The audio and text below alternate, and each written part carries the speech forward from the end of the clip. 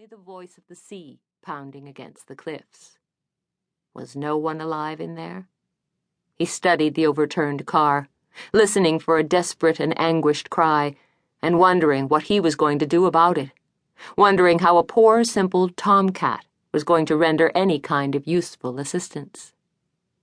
He had been hunting Hellhag Canyon since midnight, first at the shore, dodging the rolling breakers, and then, when the fog thickened, moving on up the ravine. He had tracked the wood rat blindly, following only the sound of its scrabbling, had struck and killed it before the creature was ever aware of him. But all night he'd been edgy, too, still nervous from the quakes of the last week. The first instant the skidding car hit the hill and shook the earth, he'd shivered as if another jolt were rocking the cliffs, rattling the central California coast.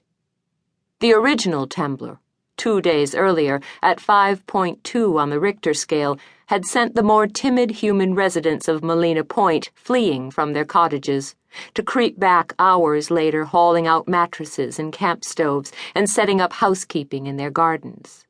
All week, as the village of Molena Point experienced aftershocks, people were tense and excited, waiting for the big one, for the earth to crack open, for their homes to topple and giant seas to flood the land.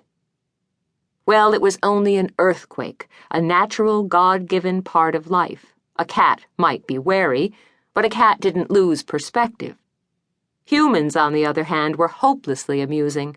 Facing a natural phenomenon, the poor, gullible bipeds invariably overreacted. The earthquake had brought 2 reporters down from San Francisco, searching for anything sensational, seeking out the displaced and injured, running their cameras in a feeding frenzy, their hunger for alarming news as voracious as the hunger of seagulls attacking a handful of fish innards tossed from the Molena Point pier. But the quake had disturbed the burrowing wild creatures, the mice and wood rats and voles, driving them from their holes, disorienting the little beasts so they were incredibly easy prey. All week, Joe Gray and Dulcie had gorged themselves. Though Dulcie refused to hunt down Hellhag Canyon, she had lectured him on the dangers of high, rogue waves after an earthquake, and, when he laughed at her fears, she had turned away, disgusted, growling and lashing her tabby-striped tail at what she called tomcat stupidity.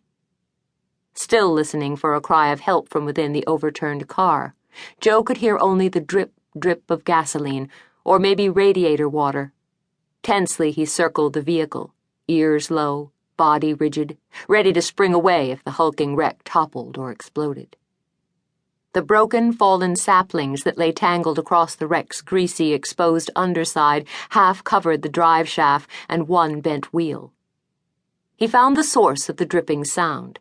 It came from the left front wheel, where a viscous liquid, a substance as thick as maple syrup, dropped steadily into a pool among the crushed ferns. When he sniffed the little puddle, the stuff smelled a bit like syrup, the stink of maple syrup laced with ether. Backing away, he approached the upside-down windshield that rose from the bracken, the glass patterned like a spiderweb encased in crystal. And now, over the smell of gas, came the sharp scent of human blood.